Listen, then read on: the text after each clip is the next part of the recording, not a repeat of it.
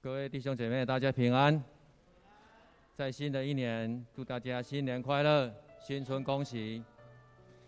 在新春的第一个礼拜当中，我们要用赞美、感恩的心一同来祷告。让我们今天在开始的当中，我们要更加的来谦卑、来顺服，来到主的面前。耶和华是我的力量，也是我的盾牌。我心里依靠他，就得帮助，所以我心中欢乐，我必用诗歌来赞美他。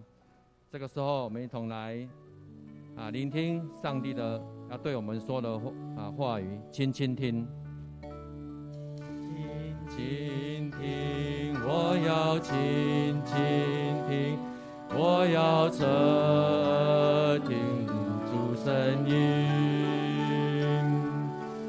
轻轻听，他在轻轻听，我的牧人认得我声音。他是大牧者，生命的主宰，我的神只跟随主声音。他是大牧者，生命他的羊们，他声音轻轻听，轻轻听，我要轻轻听，我要侧听主声音，轻轻听，我在轻轻听，我的牧人他是我们大牧者，是大牧者，生命的主宰。我一生只听随主声音。他是大牧者，生命的主宰。他的羊，他的声音。这时候，我们求圣灵亲自掌权在我们的当中。我们求圣灵来充满我们每个人。在我们祷告之前，我们要向上帝来认罪。我们求主来赦免我们的言语行为及我们所有的罪。求主来洁净我们的心思意念，让我们在祷告当中接取主你那来的力量，让我们的祷告是带有能力的。我们一同开口来向主来祷告。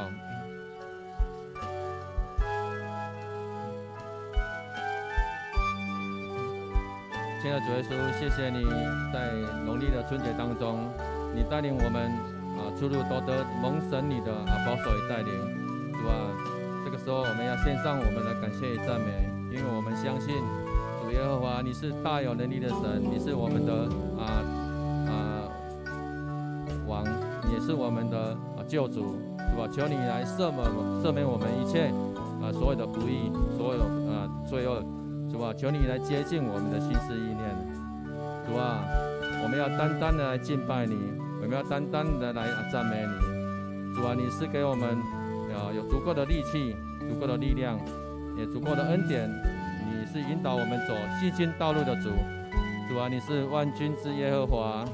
主啊，求你让我们可以用我们的嘴来赞美你，也要用我们的嘴来传扬你的救恩。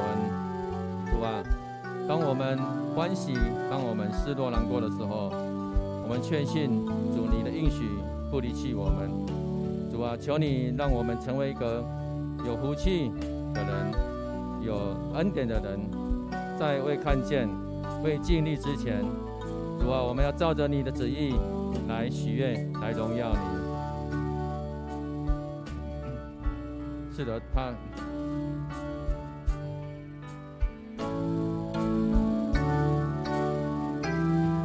是大牧者，生命的主宰。我一生只听随主声音。他是大牧者，生命的主宰。他的羊人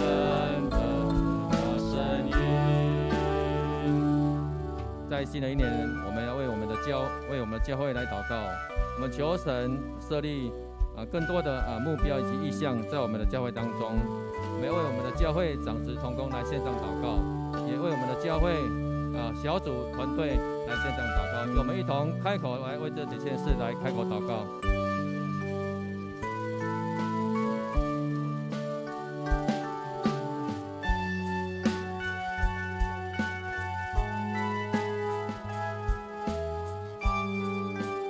主啊，我们知道你是我们的教会的头，也是教会是耶稣基督的身体。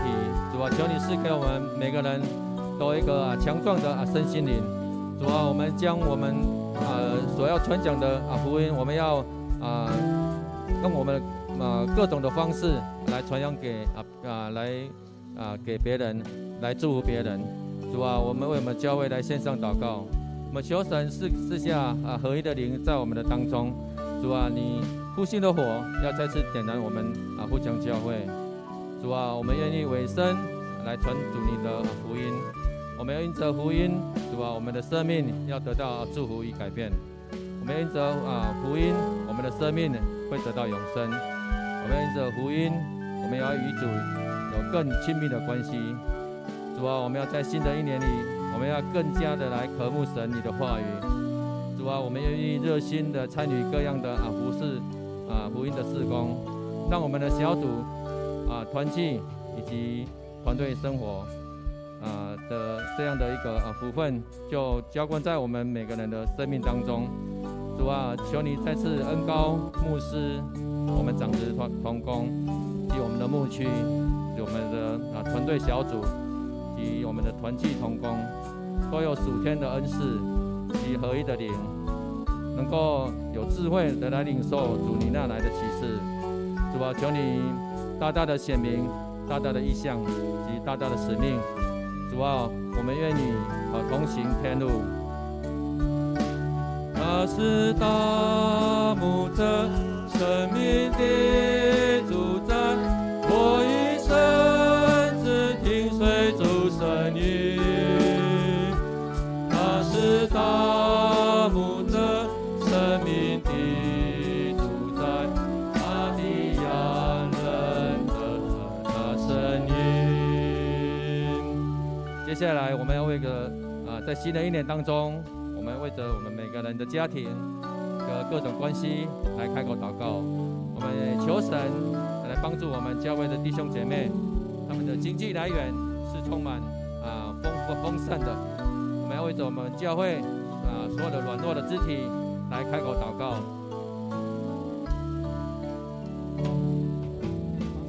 亲爱的主耶稣，谢谢你赏赐在我们的每个人家庭当中。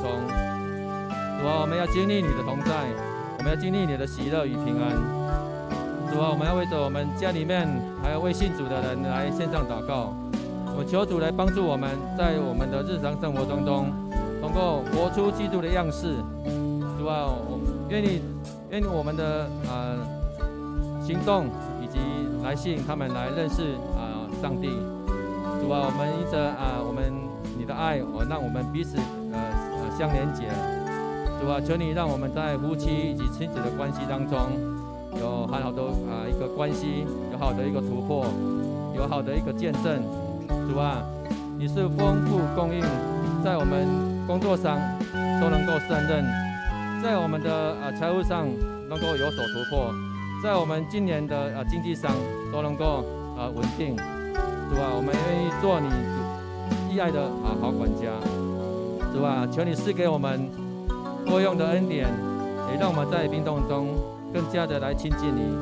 主啊，我们要享受你的同在，也求你将平安喜乐充满在我们病痛的兄弟姐妹的身上，让他们的病痛早日得到医治。主啊，我们满心的感谢赞美你，因你受的鞭伤，我得医治；因你受的刑罚，我得平安。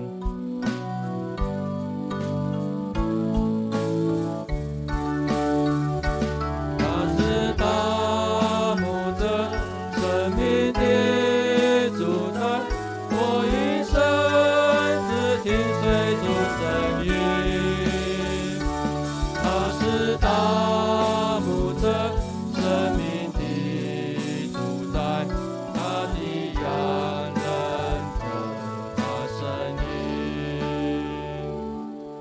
这时候我们为着我们今天的聚会来开口祷告，我们求神将平安、将喜乐浇灌在我们今天的会堂当中。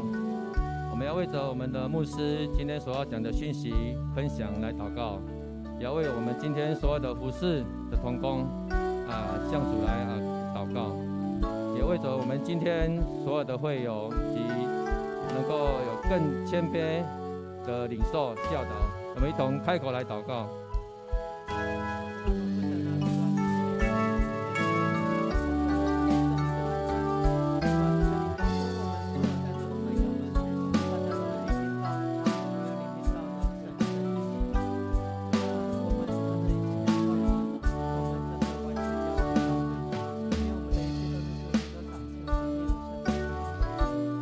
亲爱的主耶稣，谢谢你的带领，求你圣灵高抹在牧师的身上，让我们今天所领受的是恩典满满在我们的生命当中。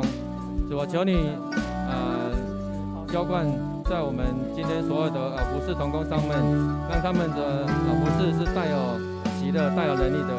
主啊，我们愿意顺服一切的服事，让我们在圣灵的求主你圣灵的打开，让我们的兄弟姐妹除去我们所有的搅扰，我们要专心的来敬拜上帝。主啊，我们要更谦卑的来领受主你那来的声音，要让我们每位弟兄姐妹能够透过牧师的分享，让我们在今年当中重新得到力量。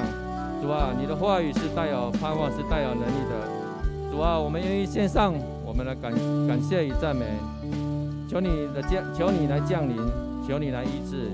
我们要将喜乐的灵生命的活水恩膏在我们每位弟兄姐妹的身上。主啊，我们愿意献上我们每个祷告，求主你来接纳。主啊，今天是你求你大大的来帮助我们，让我们今天在敬拜当中能够有大大的领受。主啊，我们这样子来祷告，乃是奉靠主耶稣基督的名求，阿们。哈利路亚！我们一同站立来吟唱诗歌来赞美我们的主。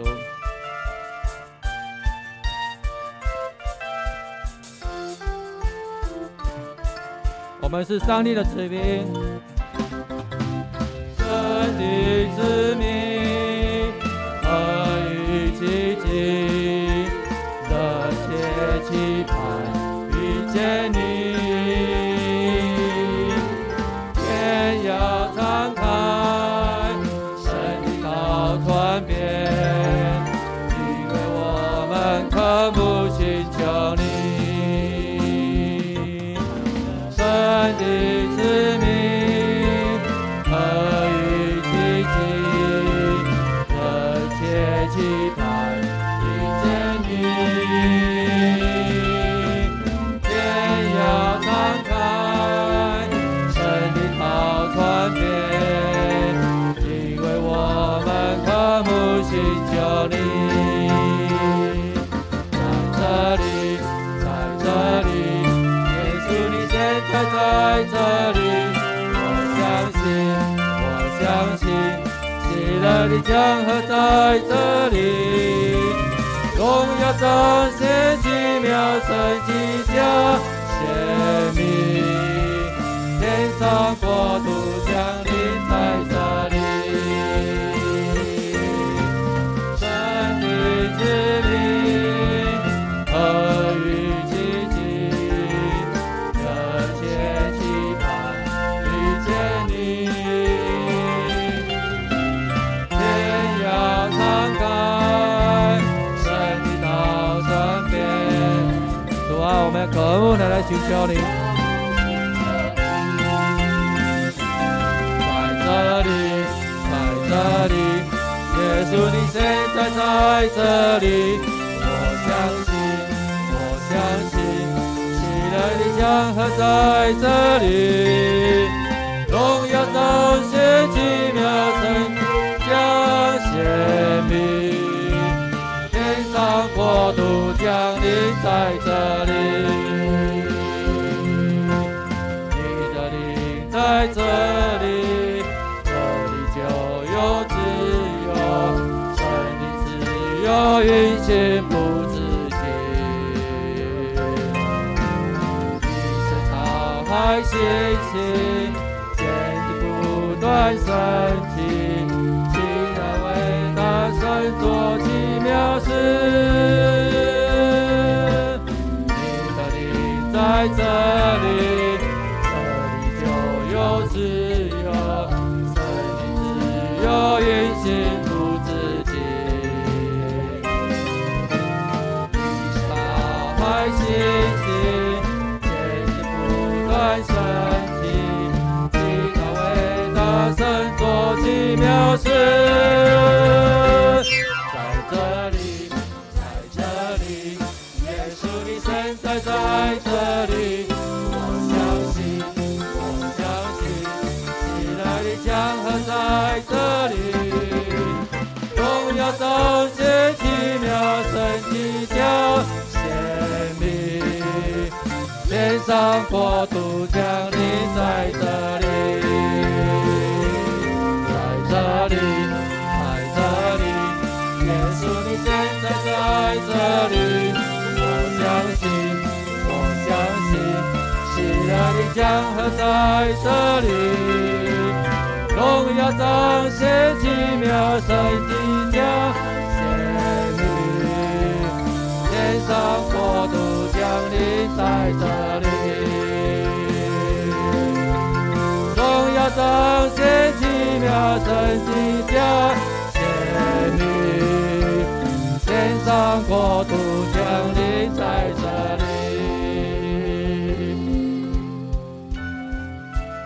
是的，在新的一年，我们要大声的来信心来党宣告。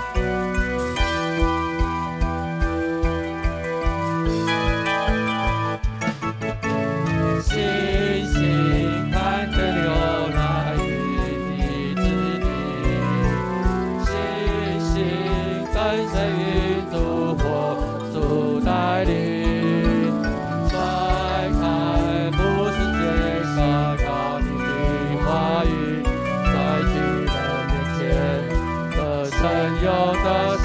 我们要再次大声的宣告。星星看着流来与你之地，星星感谢云主火主带领，甩开之前高手到你的话语，在巨人面前得胜有得胜，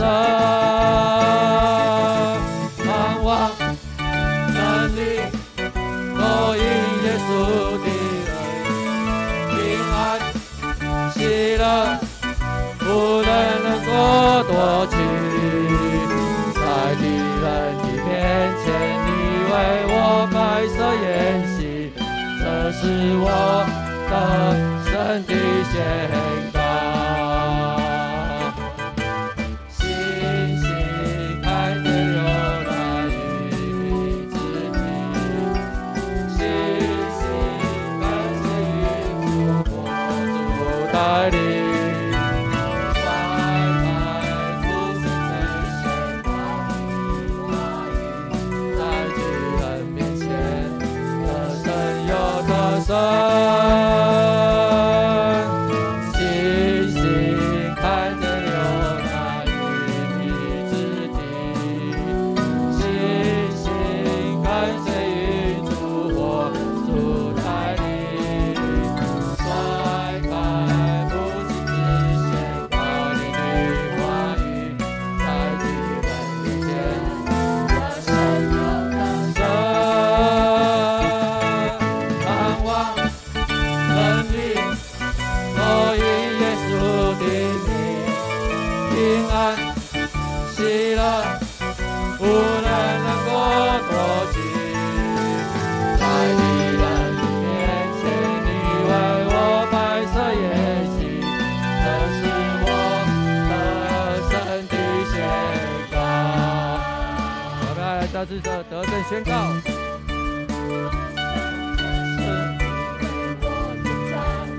我要得胜，得胜不还有投进他都逃跑。我要呼喊，耶稣为我征战，我要得胜的声呼喊，耶稣为我征战，我要高唱哈利路亚，以至于我要得胜哈利路亚。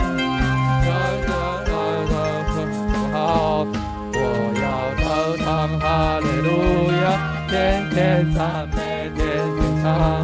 我要高唱哈利路亚，我要唱。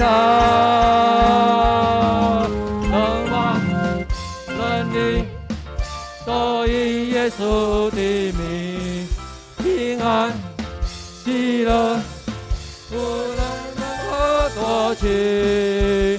在敌人的面前，你为我摆设筵席，这是我得胜的宣告。盼望能力都因耶稣的名，平安喜乐无人能够夺去。在敌人的面前，你为我摆设筵席，这是我的神的宣告。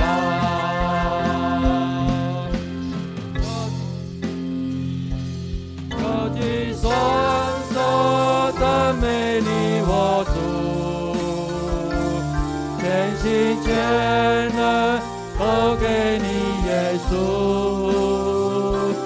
一生一活出荣耀的呼召，勇敢地向着标杆直跑，高举双手赞美你我主，全心全能都给你耶稣，一生一活出荣耀的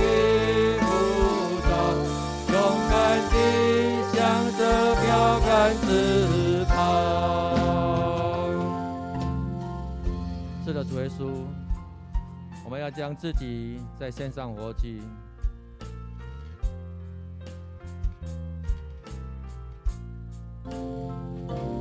将自己献上当作活祭，做出圣洁贵重的器皿。恩惠披从主浇灌我，使我往昔充满莫大能力。高举双手赞美你我主，全心全人都归你耶稣，一生一活出荣耀的呼召，勇敢地向着标杆直跑，将自己献上当作活祭，做出圣洁贵重的器皿，以丰富恩惠披从主浇灌我，使我往昔里充满莫大能力。高举双手赞美你我主，全心全人都给你耶稣，一生一活出荣耀的呼召，勇敢地向着标杆直跑，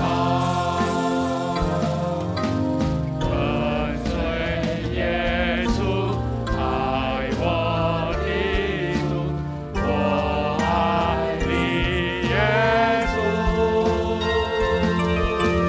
跟随耶稣，爱我的主，我爱你耶稣。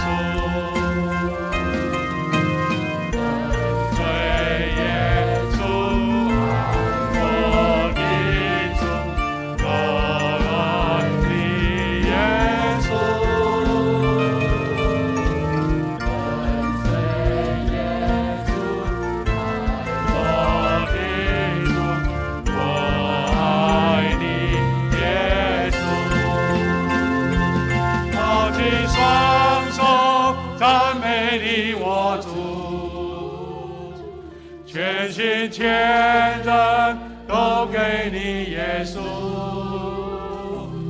一生一活出荣耀的步伐，勇敢地向着标杆直跑。扬起双手，赞美你我主，全心全人都归你，耶稣，一生一活出荣耀的路上，勇敢地向着标杆直跑，一生一活出荣耀的路上，勇敢地向着标杆直跑。哈利路亚，赞美主！我们的父神，我们在新春的第一个主日，我们来到你面前，我们要用双手举起来赞美主。一生走在你恩典的道路，是因为前面的道路我们虽然没有办法掌握确定，但是只要交在主你的手中，我们就必稳妥，我们必相信前面的目标要向前迈进。感谢主，让我们这一群弟兄姐妹在春节过后，面向新的一年，所有的工作、生活、学业的时候，我们再次聚集在你面前。我们要在主面前恭敬祈求祷告，是因为前面的道路虽然不确认，但是我们愿意在主面前谦卑交托。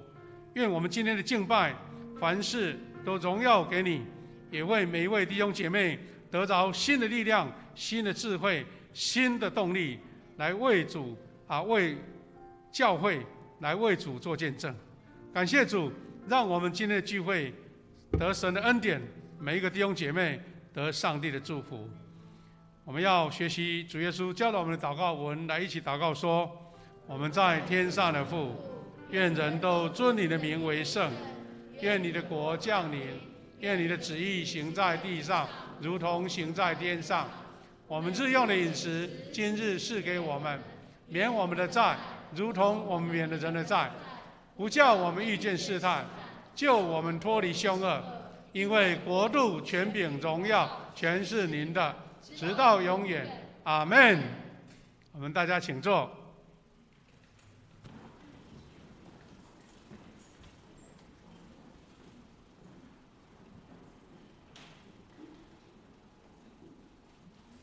我们一起来恭颂上帝的话。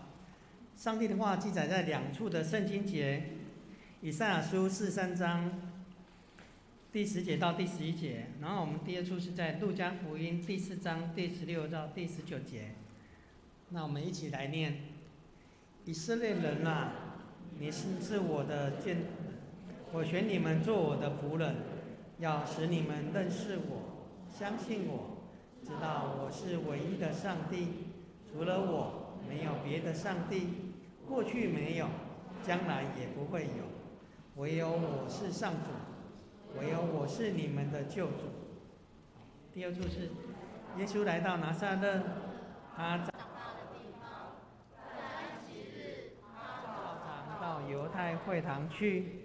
他站起来要念圣经，有人把先知以赛亚书给他，他打开书卷，找到一个地方写着：主的灵临到我，因为他拣选了我，要我向贫穷人传福音。他差遣我宣告的得释放，失明的得光明，受欺压的得自由，并宣告主拯救他子民的恩年。圣经读到此，愿主赐福给听他话的人。赞美。女诗班他们所要献唱的诗歌是感恩的祈祷。仪式后，我们请夏牧师讲道，他所要讲到的讯息是主委身基督传福音，请我们恭敬来领受。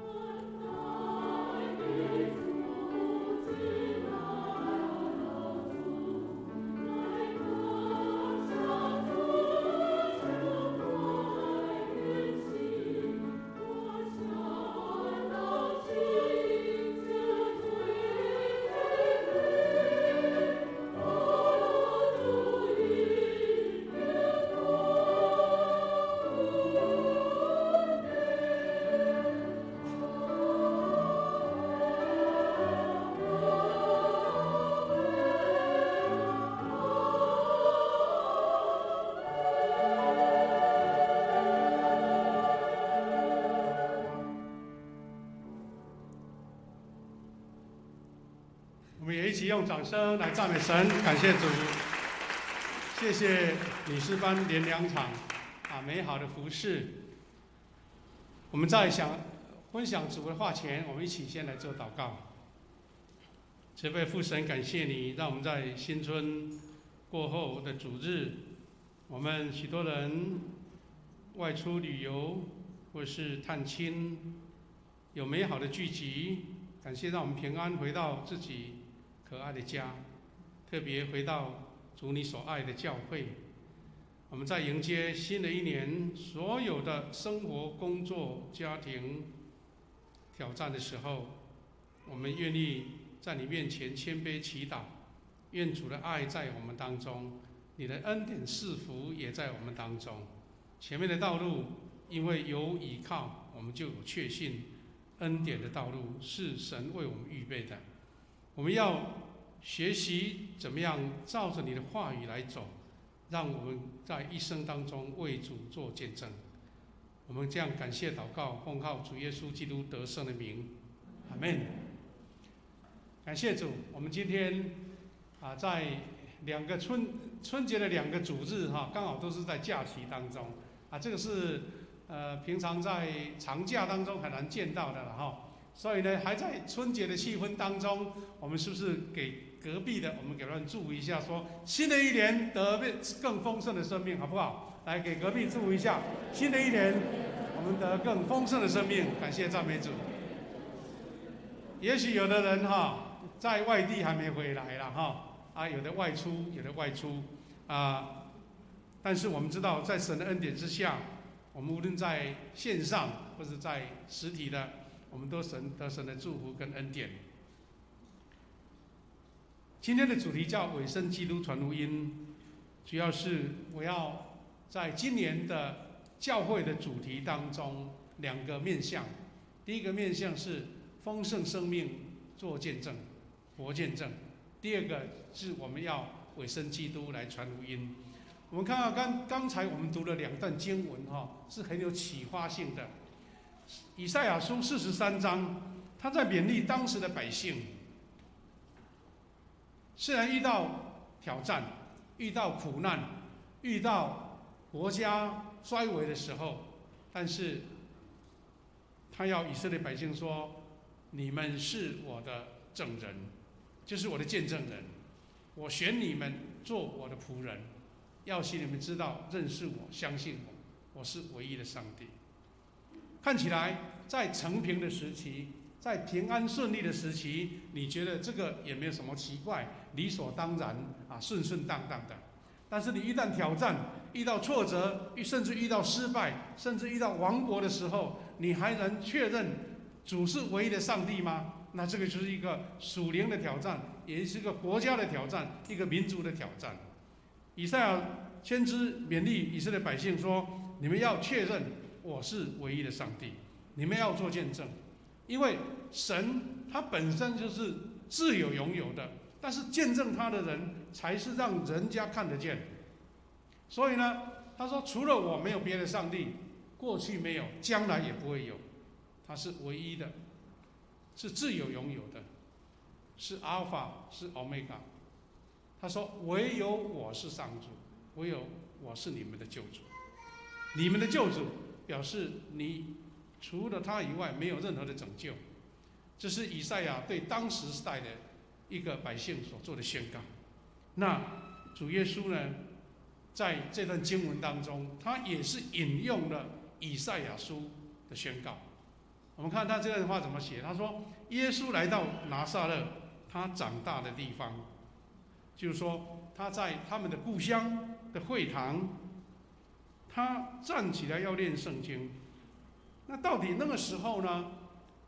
他是主持人，或是当时他是一个讲道者，不知道。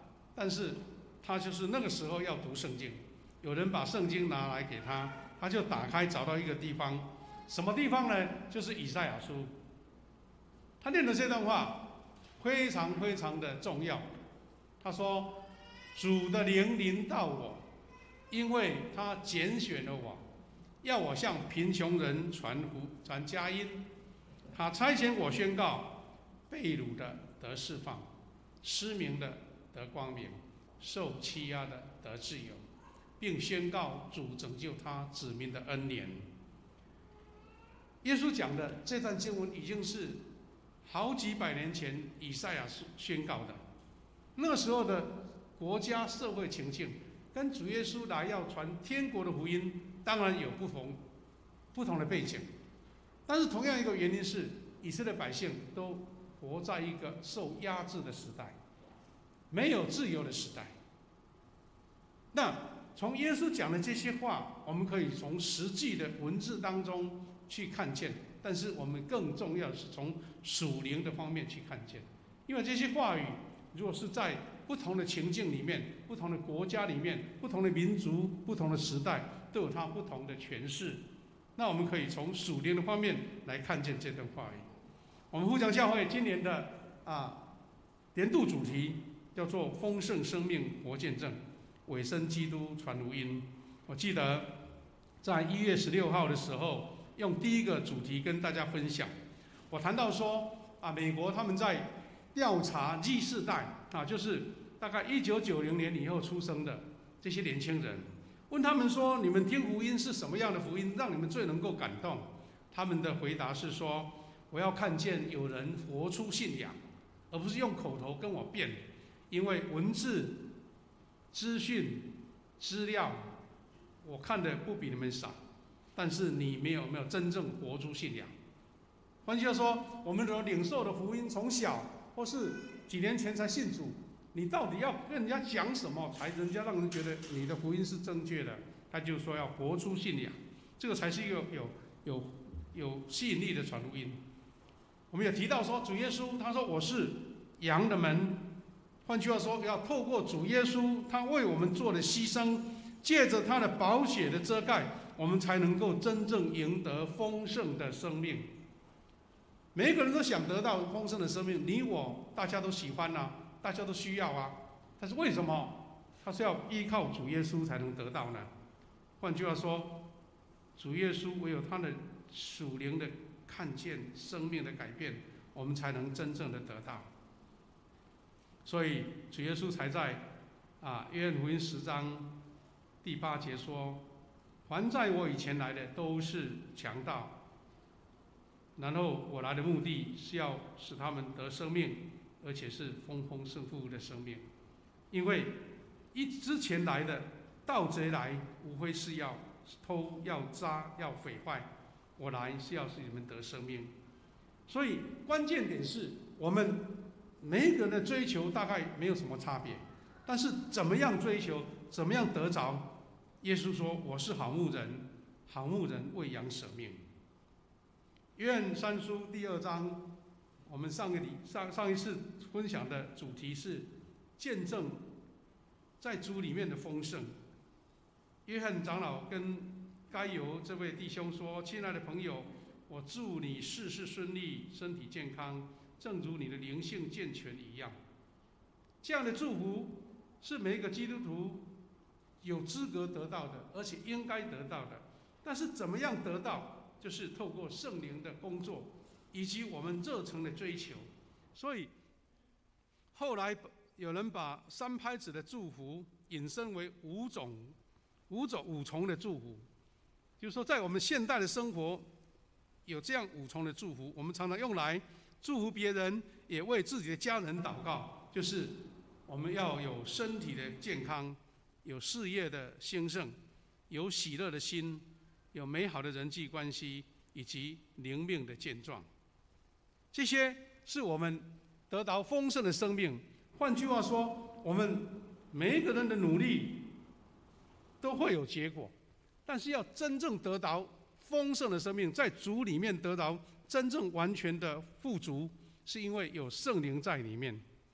如果说我们只是追求世上的财富、世上的地位世上的一切的丰盛，那我们就会像主耶稣所做的比喻说，有一个妇人，他家里的财产多到不得了，连仓库都要再加盖，但是神的天使跟他说：今天我要取你的性命，你还剩什么？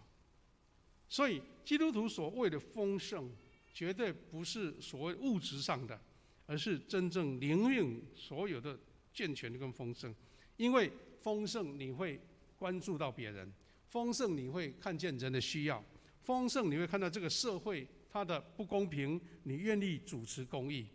所以这就是我们在一个丰盛生命的架构上面，我们要怎么样让丰盛的生命成为传福音的利器。所以基督徒我们一起在努力追求说，我们希望能够成为一个分享生命的教会。记得也是前2个礼拜牧师分享的一个主题，说为什么我们说不可停止聚会。那一个不可停止聚会，除了圣经希伯来书跟我们提理到的，我们要在主的面前得着一个恩典跟祝福，以及得到操练跟造就之外，他说我们还要彼此激励，彼此关怀，一起同心做好事。那所以成为分享生命的教会，我们就是要在主的面前得到这样的祝福，在教会里面一起激励，让教会成为有生命的教会，让教会成为一个丰盛，大家充满喜乐，得着真正信心，我们有力气走到外面，仍然能够见证主的教会。所以我们要一起聚集，不可停止聚会的原因，是因为我们彼此都有不足，有软弱，有缺乏，有这个专长，没有那个专长，我们要彼此补足。我们也看到我们教会的重要的象征，主耶稣的十架。我们不只是有直的跟神的关系，我们还有横的跟弟兄姐妹、亲朋好友之间美好的关系。所以要成为一个分享生命的教会，它的关键点不是说这个教会唱诗歌很好听，牧师的讲道讲得很丰富，教会会有很多人，那这是一个基本面，它是要能够分享生命。记得在10多年前有一次的圣诞节，英国的 BBC 电视台，他们就觉得很好奇，说为什么韩国的教会那么复兴啊？就跑到韩国去访问这一位这个纯福音教会的牧师赵雍基牧师。他在去年在疫情的时候过世了啦，他们就问说，为什么英国、欧洲的教会很快速的没落了，但是为什么亚洲、韩国还有非洲，包括拉丁美洲的教会却那么复兴？看起来，英国的教会、德国的教会、法国的教会，以前都是我们一般亚洲教会的母会，就他们派宣教师来，包括荷兰，我们在400年前荷兰人来我们这边传福音。那为什么现在英国的教会没落了？我有提起说，有的英国的教会，他们因为关掉了，没有人了，一个教堂那么大，要维持怎么办？这个教派把那些没有办法经营的教会卖掉了，把那些钱拿来或做其他的，因为教堂越来越老，越老就要维护嘛，那就被回教徒买去当回教会堂了。然后他们就在问赵宏基牧师，为什么差别在哪边？要说神学也不输啊，要说唱诗歌我们也会唱啊，为什么会人都流失掉了？那赵宏基怎么回答呢？赵宏基牧师回答说，因为英国与欧洲的教会已经演变成文化的宗教，就是文字上、哲学上、神学上的论述，但是人们不需要来教会，教会成了学术神学的研究的教会。但是韩国的教会，它是注重传讲生命改变更新，分享生命见证，强调3重祝福，就是刚刚我们提到的，该由约翰长老所做的祝福。他说，在生命当中就蕴藏了永生的教会。在教堂里面不是一个人群的聚集而已，而是一直在激励着，一直在提醒着，一直在享受着在地上如同在天上这种永恒的生命。这种生命是实实际际看得见的，是许许多多活见证在见证主的。所以我们教会常常会请弟兄姐妹来做见证。我们也常常喜欢看 Good TV 里面的真情部落格，很多浪子，很多小时候遇到很多霸凌、伤害的人，他们经历了圣灵的触摸，如何改变他们的人生。所以弟兄姐妹，我们委身基督传福音，要先有一个美好的教会环境，一起来操练。操练怎么样来见证主？我们不只要得着个人丰盛的生命，家庭丰盛的家庭，我们更要一个丰盛的教会，这样的教会才有传福音的能量。所以要怎么样成为一个分享生命的教会呢？最重要的是，我们要领受耶稣基督他福音的真理，接受圣灵的动工，我们这样才能够分享，成为一个分享生命的教会。换句话说，就是要脱离英国没落的原因呢。他们神学、文字、说明还有诗歌，什么样都不缺，但是缺乏圣灵的动工。所以主耶稣在受约翰施洗后，圣灵他说如鸽子降在他身上，他就开始宣告他的福音的方向。我们知道马太福音28章提到的这个大使命，对不对？那个是他要升天的时候，他要完成世界的任务，要回到天上的时候讲的。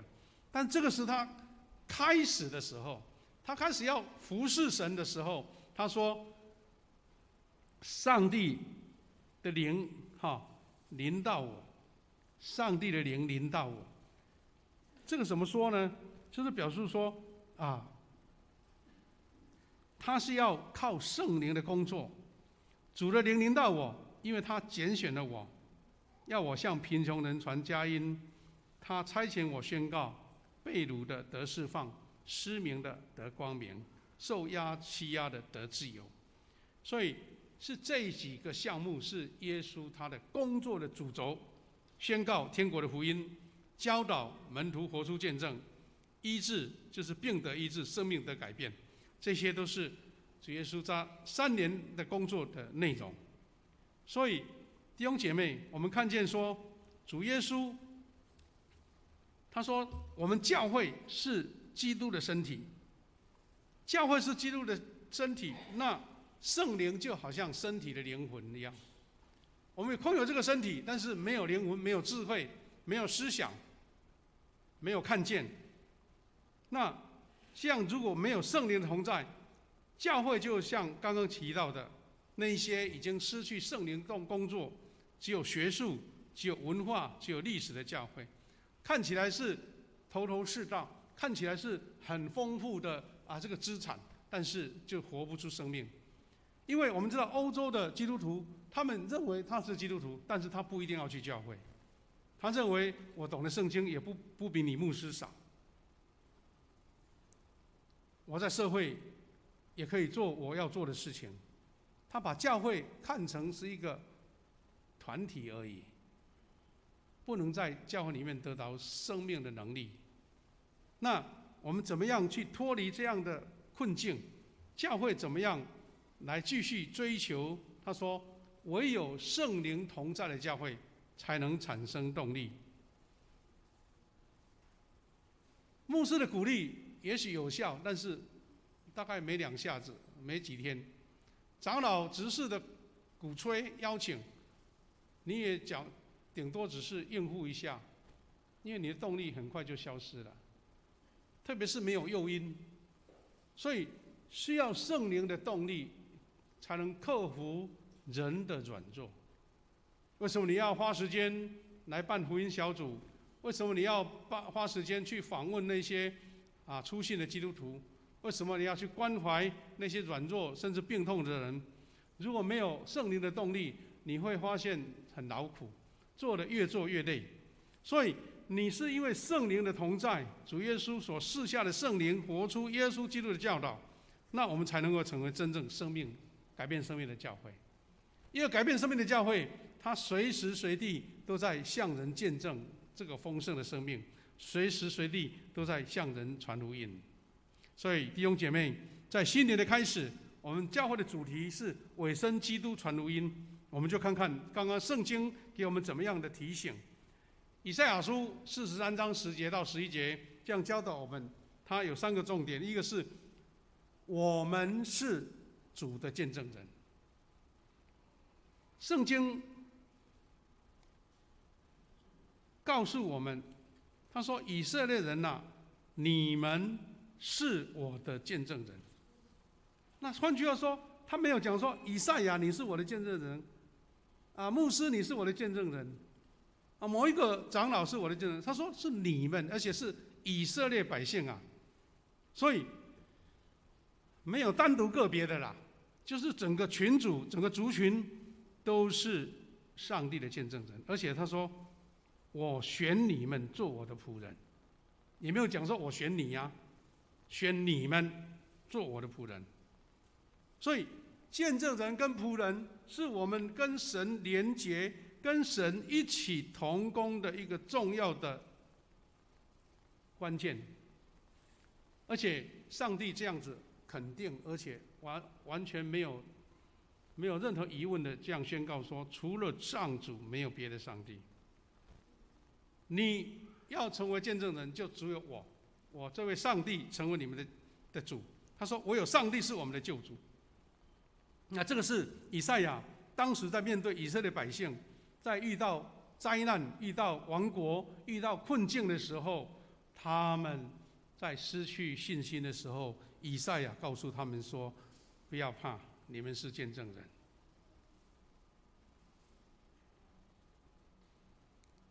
除了上帝以外，没有别的神，只有上帝是我们的救主。所以，当耶稣出来传福音的时候，他所做的这样的宣告是充满的非常非常属灵的丰盛的。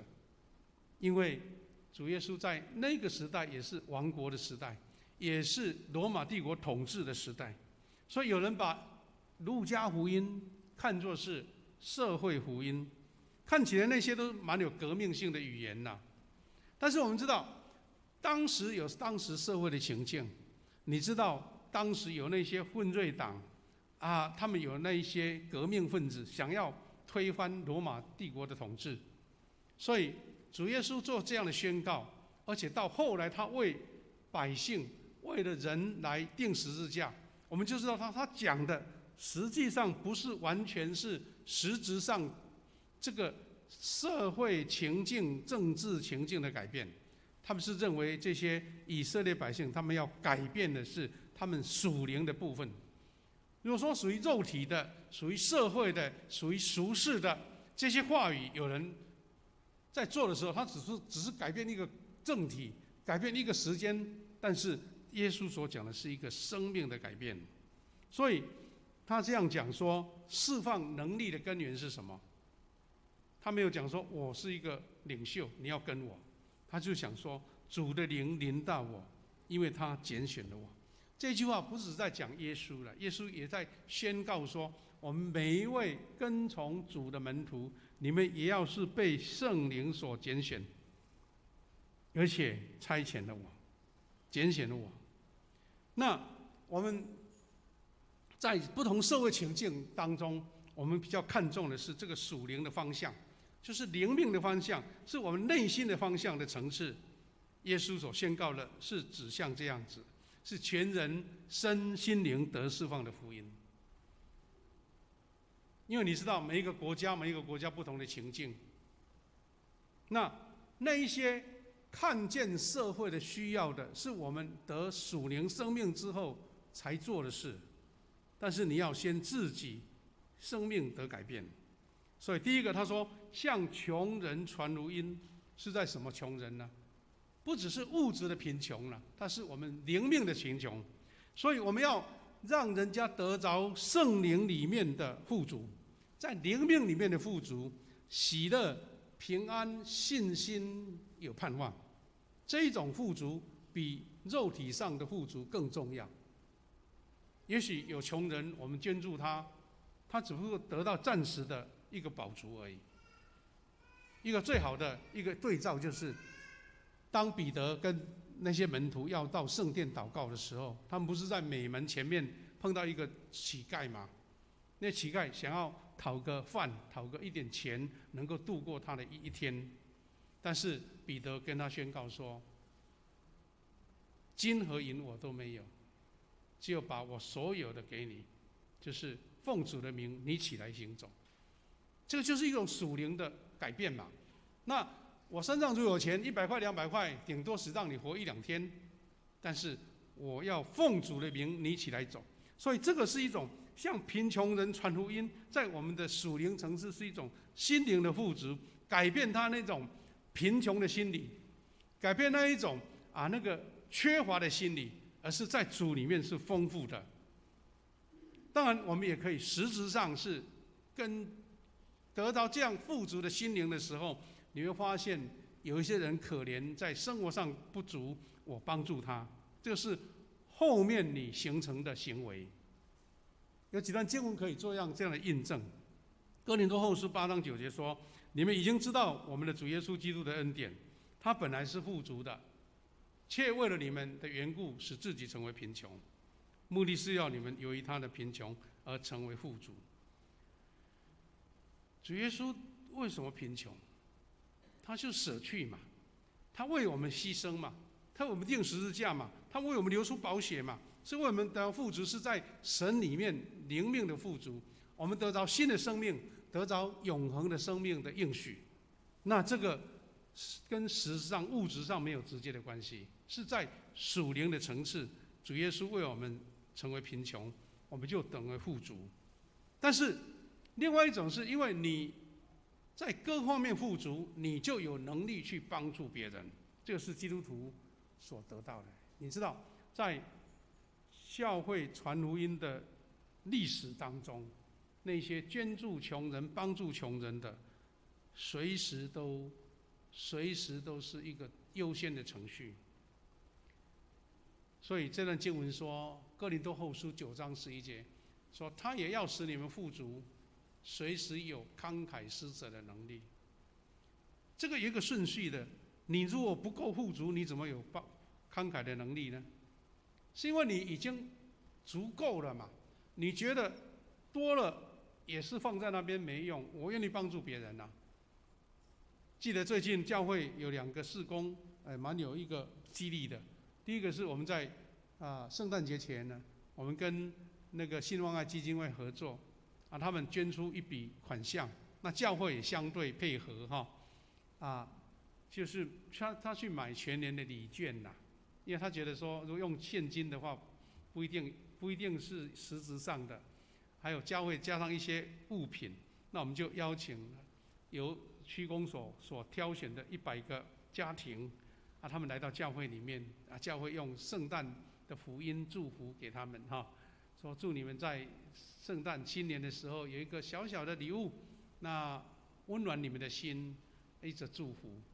那就是我们教会里面觉得，区公所跟市政府蛮重视的，连市长都跑出来参加记者会。那我们在发送给这些社区的朋友的时候呢，那个区长都还跑来，他们就认为说，教会这件工作对他们的在施政上很有帮助。那所以前提是你要够富足，对不对？那富足当然不只是说我钱多用不完，是因为你的心态富足嘛。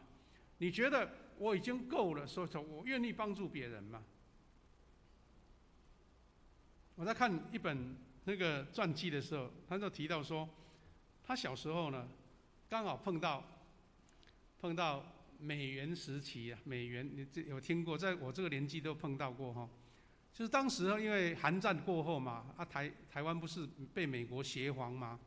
美国捐了好几亿的美金来帮助台湾建设，还透过所谓的基督教福利会来发放一些面粉，对不对？发放一些美国的那些衣服，就好像我们最近大家在回收那些二手货，在地下室一大堆我也曾经穿过当时那个美国人捐献那一种叫做绒布的裤子我感觉很有趣，因为那个扣子是铜的，又会收到很多他们用过的写了一大堆英文的那个叫做什么圣诞卡。那他们就是认为说，你们基督徒比较有爱心的一种行为，比较不会安尼偷暗砍嘛，就是贪心呢。所以他就是美国的美元的物资呢，实际上是透过天主教跟我们基督教在当时发放，还有面粉，还有奶粉。我第一次喝到奶粉就是喝那一种美国来的那种奶粉，哇，硬硬的，要把它弄水，要开水才能够打散这样子。也吃过他们捐献的麦子哈，那个小麦这样子。那这个意思是说，美国当时他们因为刚好2次大战战胜嘛，国力很强嘛，他看到台湾有需要，他就来帮助我们。所以基督徒，你是一个顺序的，你是因为本身得到饱足，你得到神所赐的富足，所以你就有这个能力来施舍。他说，使许多人因为我们手上接受你们的礼物而感谢上帝。这句话很重要。所以当时有人就在笑说什么呢？笑说啊，你们基督教是假搞，有没有听过？面粉教、吃教的哦，听起来好像很酸。其实那个时候，我们教会借由这个方法传很多福音的，很多人是那个时候信主的。那个时候我们刚好在推动贝加运动，很多教会就是这样建立起来的。看起来好像很俗气，但是真的在当时有困难的百姓是很多的。所以神给我们属灵的丰盛，然后也给我们富足，我们才有能力来捐献。因为他说，因为接受到你们手上所接受的礼物，他们会感谢神。为什么你们会有这样的爱心？其实包括医疗传道也都是这样子，这不同形式的福音而已。提摩太前书6章18节也这样勉励我们说，要吩咐他们行善，多做好事，慷慨施舍，随时记住。那这个就是要向贫穷人传福音。第二个是他差遣我宣告什么？被掳的得释放。当然那个时候以色列人被掳了，掳到国外去了。那现在我们台湾没有被掳啊，是什么被掳呢？是被罪恶所掳了。所以我们是从这一句话得到属灵的学习，是我们要从罪恶的捆绑得到释放，被魔鬼的辖制得释放，特别是从物欲的诱惑中得释放出来。我们在生活上很多人都体验到了很多不好的习惯，生活的那个病态的习惯，好像用意志力改不了。你如果没有圣灵的感动，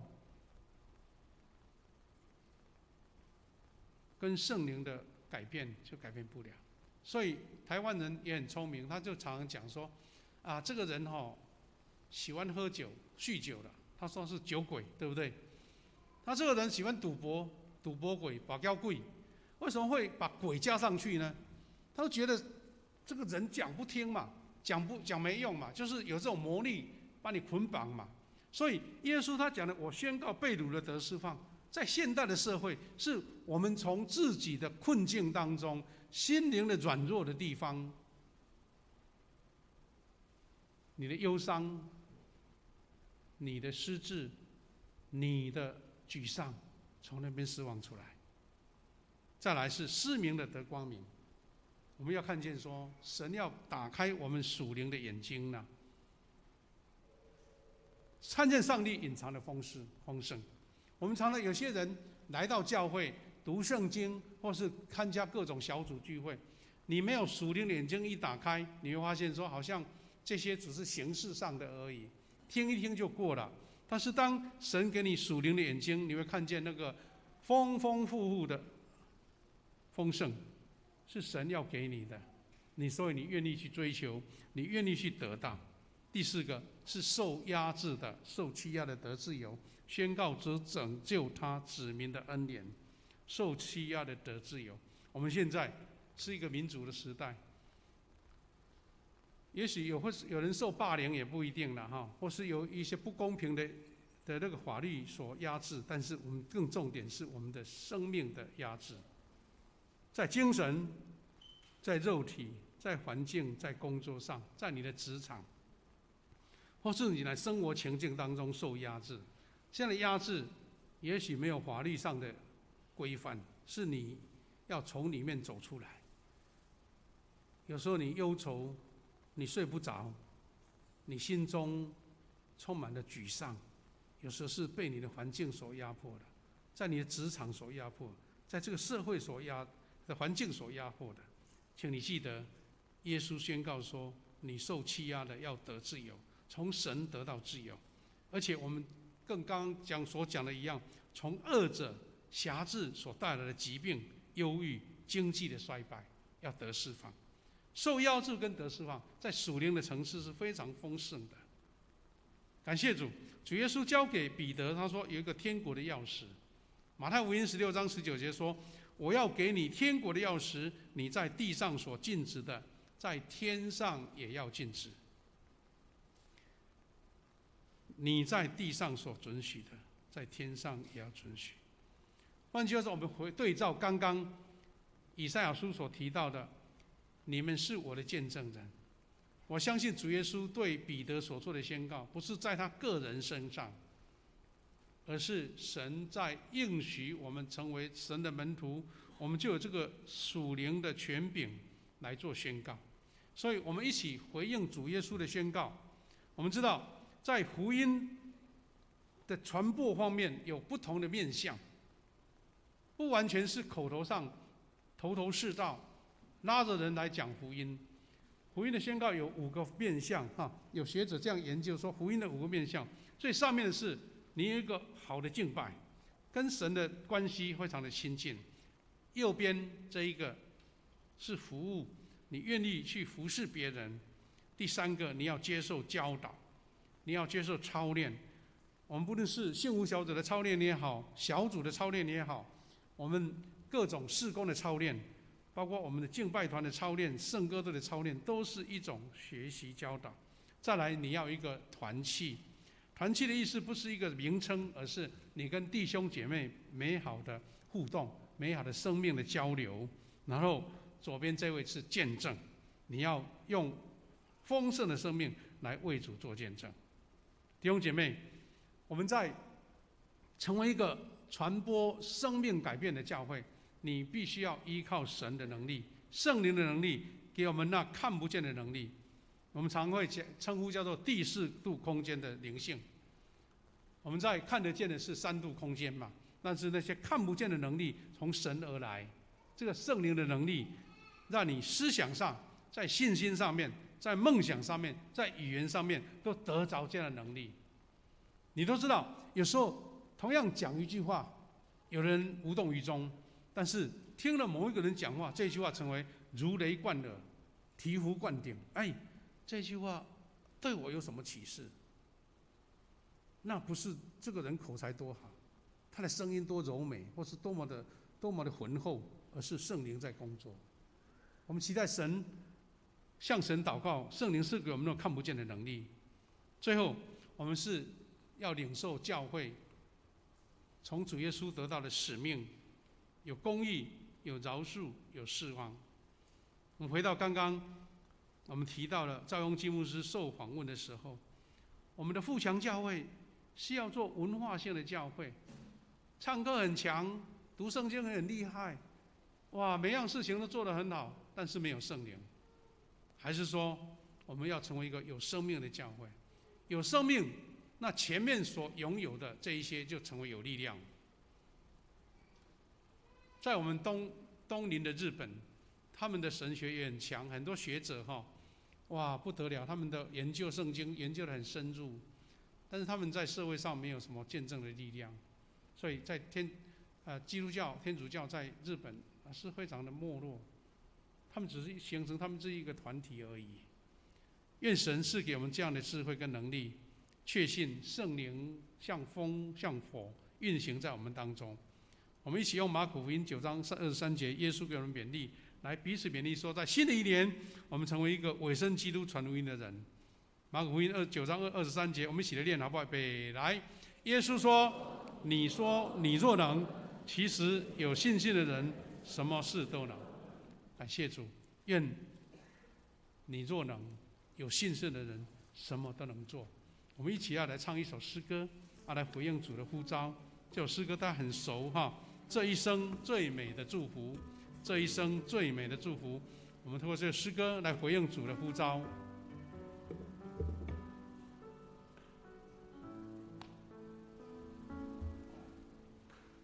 我们等银幕来哈，银幕最美的祝福，好。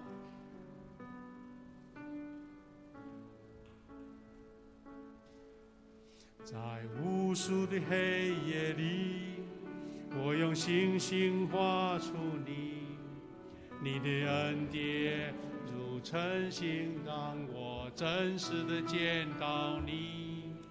在我的歌声里，我用音符赞美你的美好是我生命颂扬的。这一生最美的祝福，就是能认识主耶稣。这一生最美的祝福，就是能信靠主耶稣。坐在高山深谷，他会伴我同行。我知道这是最美的主，这一生最美好的主。再一次来，这一生最美的祝福，就是能认识主耶稣。这一生最美的祝福，就是能信靠主耶稣。走在高山深谷，他会伴我同行。我知道这是最美的祝福。感谢主，这一生最美的祝福就是认识主耶稣。我们不只认识主耶稣，而是成为委身基督传福音的门徒。弟兄姐妹，我们第一个祷告是回应主的呼召，我们要成为主的见证人。我们确信主要将丰盛的生命赐给我们，因为我们有了丰盛，我们就有能力来行善事，来帮助别人，才能做见证。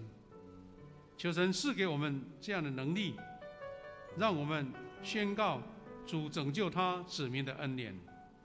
第二个，我们为这个春节假期，我们见到了我们的亲人朋友，大家彼此祝福。我们在这个时候再一次祝福他们，我们的亲人，我们的家人，这五重的祝福：有健康的身体，有事业的兴盛，有喜乐的心，有美好的人际关系，有灵命的健壮。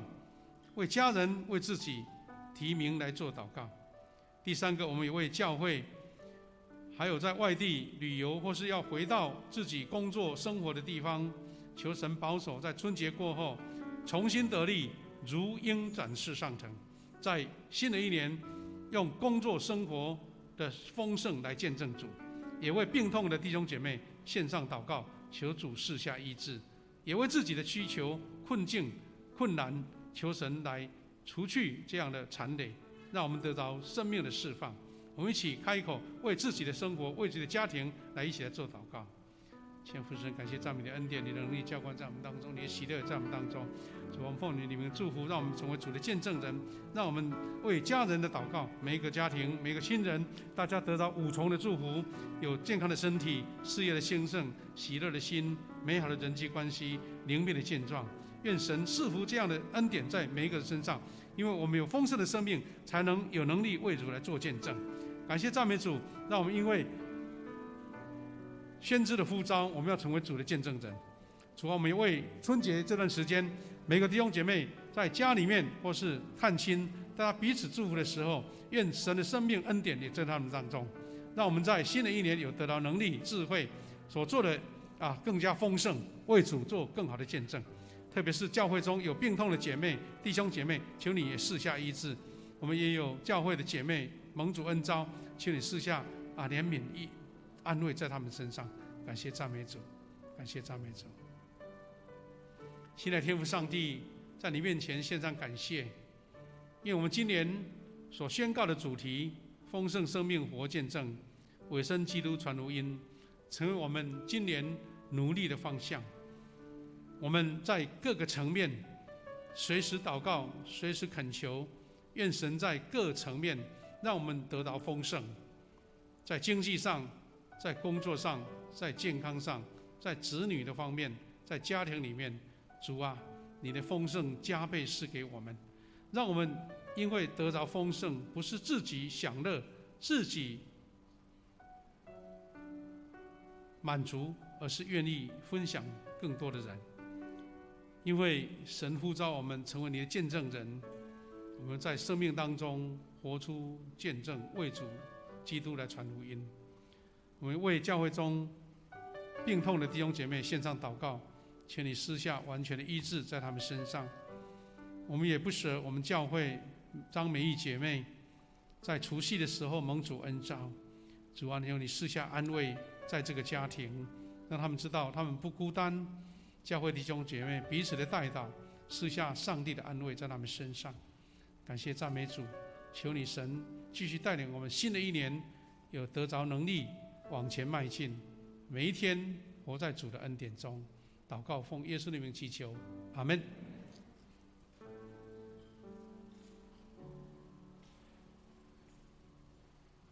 我们一起来奉献。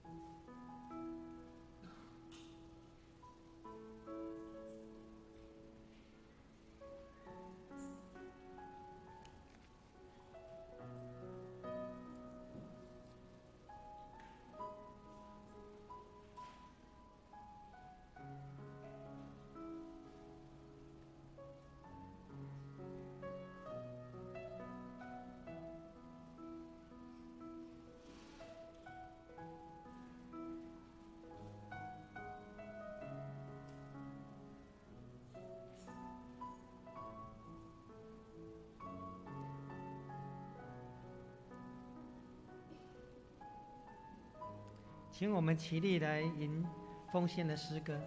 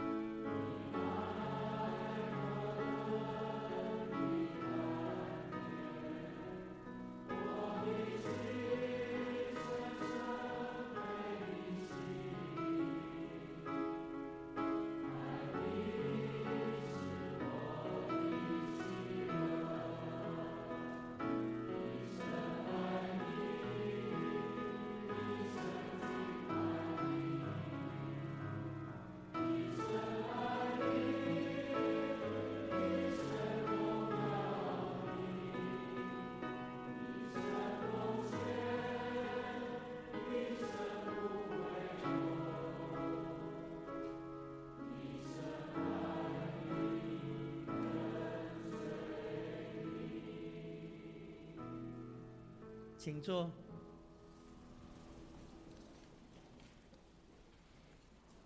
我们先来看我们周报的最后一页，我们来背诵本月的金句。华语的部分，来，我们一起来念：凡投靠你的，愿他们喜乐，时常欢呼，因为你们庇他们；又愿那民的人都靠你欢心。诗篇第5章41节。好，我们来看，再来由我报告。我们来看下周的服事的同工。下周主理是我们的夏牧师，司理是我们李龙泰执事。那我们看肢体交通本会消息的第3页。我们直接看第4点。代祷服事团队邀请，今年我们有受难日的40天的连锁禁食祷告，时间是从3月8号到4月15。那我们都可以选一天，我知道现在蛮多人都有用那个禁食的养生所以各位可以挑一天你禁食的时间，到我们楼下的公布栏去填写你适合的哪一天你要禁食来做祷告。那因为我们富强祷告是很有力量的，那祈求大家都能踊跃的参加。然后再来我们看一下第4页的第7点，本会的其他的消息。那我们恭喜我们本会的郭先恩的中医师，他于去年就受聘于承恩中医诊所，在我们台南市夏林路7号之2。因为我们郭医师他都是在第一堂在音控做服事。然后第二点就是，因为现在还在疫情时间，然后政府有规定，就是我们宗教团体不能饮食，然后不能一起共餐，所以我们的爱餐跟我们的心灵转角暂时还不能使用，很不好意思。所以等到政府新的疫情的公告一些规范之后，如果可以启用，我们会立即的启用我们的爱心午餐跟我们的心灵转角的服事。然后再来就是第3点，就是本会我们还有春联的主恩丰盛长存的小春联。那在我们1楼的招待桌，那不知道还有没有？有的话，各位还可以再过去拿。谢谢。以上，请项目师做补充报告。因为我们这个周报在春节的时候，在上个礼拜就印好了，所以有些消息没有办法补充，我就跟我们的中和兄指示说。我要直接用投影片来补报告。不过我先来做介绍哈。第一个是我们欢迎新朋友，叫陈志宪弟兄，是不是在我们当中？我们的欢迎你来，拍手欢迎你来，欢迎。感谢主哈。他是我们信理老师的朋友哈，欢迎你来参加。等一下呢，我们有一个结束的时候有一个庆生会哈，请2月的寿星来接受我们的祝福哈。那还有一个在投影片没有呈现的，我来报告哈，就是刚刚有讲到那个小春联，我刚刚在楼下好像看到快发完了。不过上个就是我们春节的时候有发一个经文的小红包等一下如果春节没有来的，你可以拿完为止，送一个上帝的话小红包给你我们现在看一下我们这个投影片有一些补充的报告或是一些重点的报告。第一个，我们下个礼拜13号要举行新春的圣礼典虽然说那个在宗教场所不能饮食了，但是因为我们用的是那种环保的2合1的圣餐，所以比较不会影响到别人。那我们就正常举行2堂接手圣餐，那是我们春节第一次圣餐，欢迎弟兄姐妹踊跃出席。因为圣餐是见证神的医治、神的祝福以及生命的见证记得下个礼拜。第二个是2月20号，2个礼拜后要举行这个定期合会。那我们每一次合会都是要2堂合在一起。那为了方便大家记时间，我们就稍微整点9点开始。那第2堂礼拜的习惯的人要提早来因为我们是期待说我们的会员要出席要过半才有办法开会那2堂合在一起，大家时间有一点冲突的话，会影响人数。不过如果真的那一天你时间不方便，为了要统计人数，请你拨一点空给你的小组长，或是来打电话来干事这边跟他们讲说我要请假，因为请假我们可以把它列入一个不可抗力的一个范畴里面，那就不会影响我们算人数的一个统计那我们因为节省纸张了我们就把它贴在我们1楼的那个公布栏我们大家去看一下你的名单在不在，或是有变动，或是有漏失的，你来下个礼拜前跟我们的干事来订正。那我们还有一个很重要的事工。刚刚牧师有提到5个福音的面向，其中一个是教导。我们期待呢，我们去年底受洗的弟兄姐妹，还有迁籍来到我们教会的弟兄姐妹，以及以前老会友了，但是还没有受过完整的这个属灵操练的弟兄姐妹来报名。所以我们要拜托我们的小组长，调查一下我们下面的小组员有谁还没有，鼓励他们来参加。在2月9号这个礼拜3就要开始了。如果人数少就开不了课鼓励他们来参加基础课程比较长一点，19课那对象就是受洗的会友、新进本会的会友，还有还没有完成接受训练的会友。那第二个部分就是第2阶啦，第二届的门徒学校的第2阶，以前我们把它叫做这个门徒大学。那有人会误会说，怎么把它称大学，好像那么大？其实是为了区隔啦，区隔。它这个是属于干部的训练的部分。2月10号就礼拜4我们对象是什么呢？完成门徒学校第1期的，还有包括你要参加细胞小组的同工、幸福小组的同工一起来参加那有周报没有来不及登记的，我们来报告一下，就是我们叫紫兰小组的薛家兴弟兄跟汪家静姐妹，他要在2月26号上午9点半在教会举行婚礼他们很热诚欢迎说我们跟他认识的教会弟兄姐妹，因为他不方便发帖子给你如果要能够让他请客的、请喜宴的，你登记一下在楼下在中午的12点10分，在就是我们的南坊的雅悦会馆。如果要参加的，请你登记一下，让他方便统计人数。最好尽量在下个礼拜就把它登记完了到20号要增加要加减比较麻烦，好不好？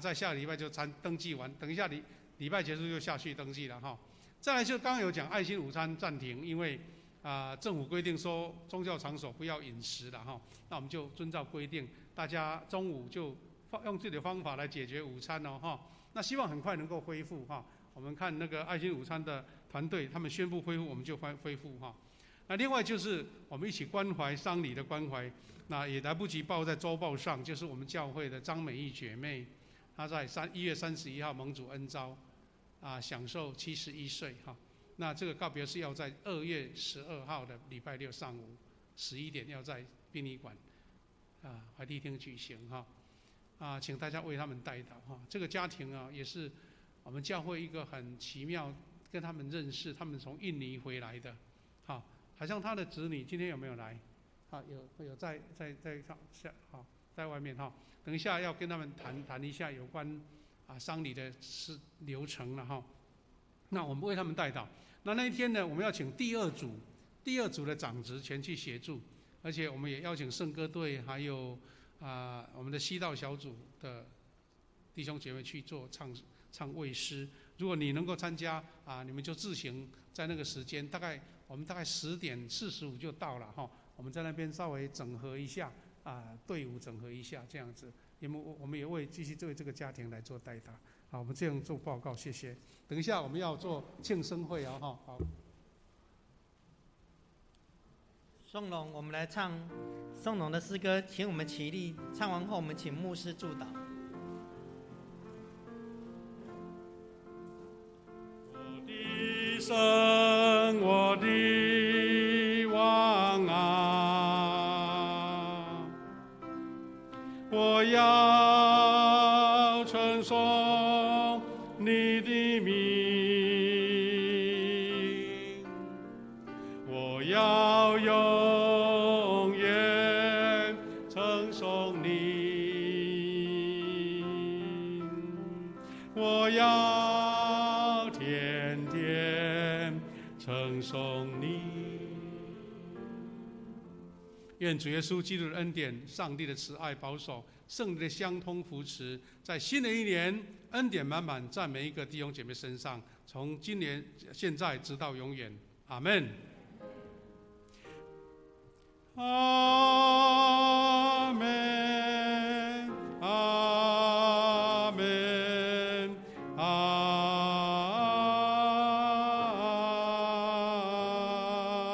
们。我们请做默祷，预备来做庆生会。